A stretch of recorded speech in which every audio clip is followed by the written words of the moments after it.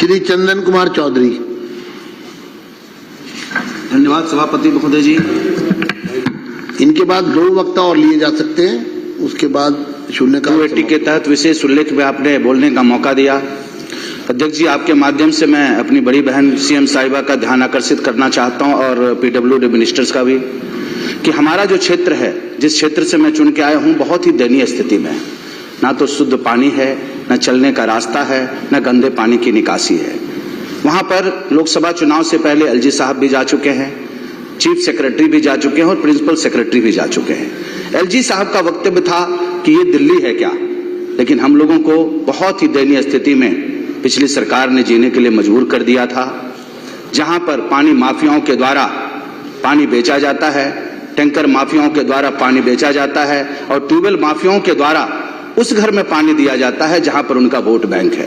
और हमारा क्षेत्र इसी वजह से आज तक आम आदमी पार्टी जीतती रही है और मुझे लगता है कि पूरी दिल्ली सिर्फ पानी की राजनीति पर अभी तक चलती रही है, जो हम सब मिलकर के इसको खत्म करना चाहते हैं। मैं पीडब्ल्यूडी मिनिस्टर साहब का ध्यान आकर्षित करना चाहता हूं कि जितने टैंकर्स हमारे क्षेत्र में 45 टैंकर्स हैं, जिसमें 35 तो प्राइवेट हैं और 10 सरकारी हैं। 10 सरकारी टैंकरों का डीजल का बिल बनता रहता है, ड्राइवर बैठे रहते हैं और कहीं भी सिर्फ ये कहा जाता है कि मैं बूस्टर में भेज रहा हूं। वो कहीं बूस्टर में पानी नहीं जाता है, सिर्फ डीजल का बिल बनता रहता है और बैठ करके वो मजे लेते रहते हैं। इतनी अव्यवस्था है अध्यक्ष महोदय कि कहा नहीं जा सकता है कि हमारी जनता के पैसों से हमारी सरकार चल रही है। जिस जनता ने हमें चुन करके भेजा है और उसी को हम नारकी जीवन जीने के लिए मजबूर कर देते हैं। अब हम विषय पर आते हैं कि जिस ट्यूबवेल का, जहां पर ट्यूबवेल किया जाता है, करवाया जाता है, जहां परमिशन दिया जाता है, वहां पर अपने लोगों को लाभान्वित करने के लिए ट्यूबवेल करवाया जाता है। जहां पर 2-2, 3-3 ट्यूबवेल हैं, वहीं पर और ट्यूबवेल करवाया जाता है। मस्जिद के बगल में करवाया जाता है, एक विशेष वर्ग के इलाके में करवाया जाता है और चलवाया भी जाता है विशेष वर्ग के द्वारा। और हमारे जो लोग हैं, जो हमारी आम जनता है, वो प्यासे मरती रहती है और पैसों से खरीदने के लिए मजबूर होती है। सीवर की जो व्यवस्था है अध्यक्ष महोदय, सीवर में ऐसी धांधली हुई है कि कमीशन पहले चला जाता है, कॉन्ट्रैक्टर ने पूरे इलाके को खोद करके छोड़ दिया है, जो कैपेसिटी है ही नहीं। एक फीट का कैपेसिटी के इतनी घनी आबादी के बीच में 1 फीट के पाइपलाइन के द्वारा कैसे सीवर की व्यवस्था की जाती है। जब बारिश होती है अध्यक्ष महोदय, तो हमारे इलाके में ट्रैक्टर से बच्चों को स्कूल जाने के लिए मजबूर किया जाता है।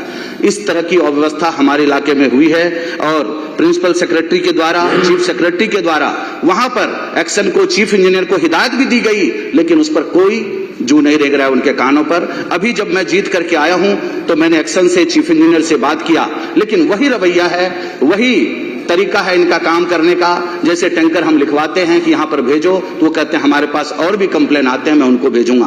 और टैंकर वहां जा रहे हैं जहां पर पिछले व्यवस्था के द्वारा जा रहा था। एक घर में हर दूसरे दिन पानी जाता है और किसी के घर में महीनों पानी नहीं जाता है। ट्यूबवेल माफियाओं के द्वारा पानी चलाया जाता है और उस ट्यूबवेल से 500 से 1000 रुपए पर मंथ लिया जाता है। लेकिन ऐसी व्यवस्था 1 से 2 दिन में होनी चाहिए कि पानी मिल जाए, लेकिन 3-3 महीने में पानी मिलता है। बारिश का पानी अब्जॉर्ब करके लोग कपड़े धोते हैं, फिर वॉशरूम धोते हैं, इस तरीके की व्यवस्था है। तो हम तो यही समझते हैं कि यदि ईश्वर ने आशीर्वाद दिया है, जनता ने आशीर्वाद दिया है, उसके शर्तों पर हम खरा उतरें और संगम विहार को बदलने की कोशिश करें।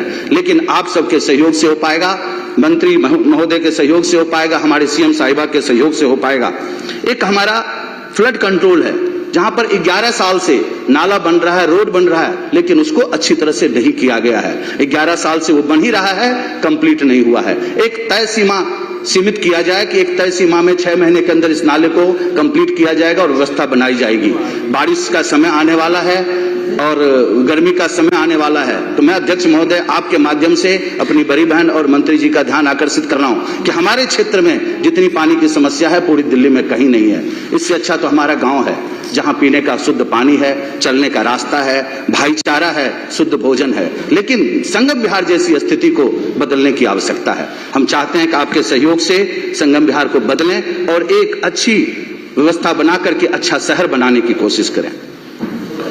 मैं मंत्री जी का धन्यवाद करना चाहता हूं कि इन्होंने संज्ञान लेते हुए मेरे क्षेत्र में, एक तो गलकाबाद एक्सटेंशन है, इनके यहाँ से कॉल भी आया, सीएम साहिबा का यहाँ से कॉल आया, चंदन जी चीफ इंजीनियर पीडब्ल्यूडी और सारी टीम आपसे मिलेगी और काम करवाइए आप। हमने 3 दिन बाद ही उद्घाटन किया और वो रोड आधा से अधिक बन चुका है। बहुत बहुत धन्यवाद आप सभी का।